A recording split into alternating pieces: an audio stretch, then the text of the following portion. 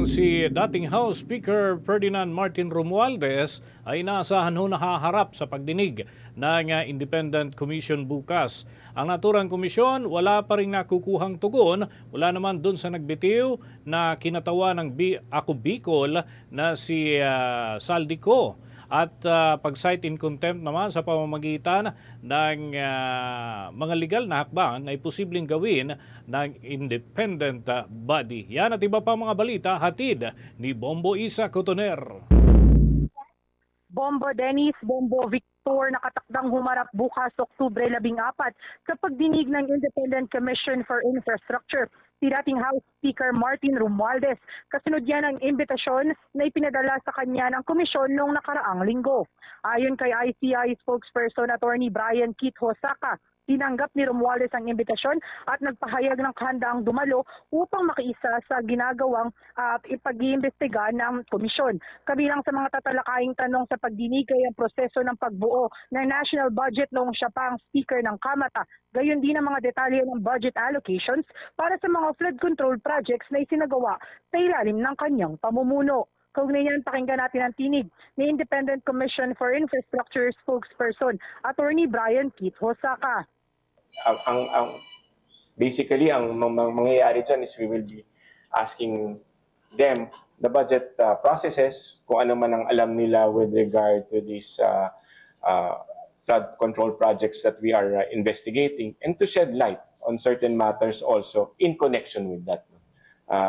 Hindi lang namin masasabi pa sa ngayon kung ano yung yung details of that, no. But definitely it has something to do with our mandate, which is to investigate the flood control projects and infrastructure projects which have been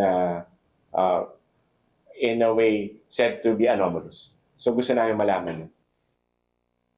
Samantala, hihilingin naman ang komisyon sa Regional Trial Court na ipascite in contempt si dating Representative Saldico kung muli itong mabibigo na humarap sa pagdinig ng komisyon bukas Oktubre 14. Ayon kay Hosaka, tagapagsalita ng komisyon, maaari itong magresulta sa paglabas ng warrant of arrest laban sa dating kongresista sakaling maglabas ang korte ng contempt order. Batay sa ulat kasi, hindi pa rin tumutugon si Representative Saldico sa sabina na ipinadala ng Independent Commission for Infrastructure kaugnay ng investigasyon sa umano'y maanumalyang flood control projects. Kaugnay niyan, pakinggan natin muli ang tinig ni Independent Commission for Infrastructure spokesperson Attorney Brian Kit Hosaka. Right now, the only option we have would be to cite him in contempt, but that's going to be a challenge knowing that we all know that he's not in the country right now. That's a process because, as I mentioned before, there's no contempt powers by the ICI. So the process there is pupunta kami sa korte.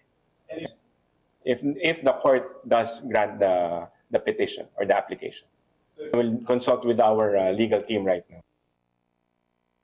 Mula sa lungsod ng Taguig, ito si Bombo Isa Cotoner and this is Bombo Radio Philippines, the #1 and most trusted source of news and information.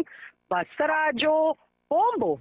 For the most trusted source of news and information, visit our website at www.bomboradio.com. Follow us on Bombo Radio mobile app, Facebook, YouTube, TikTok, and X, formerly Twitter.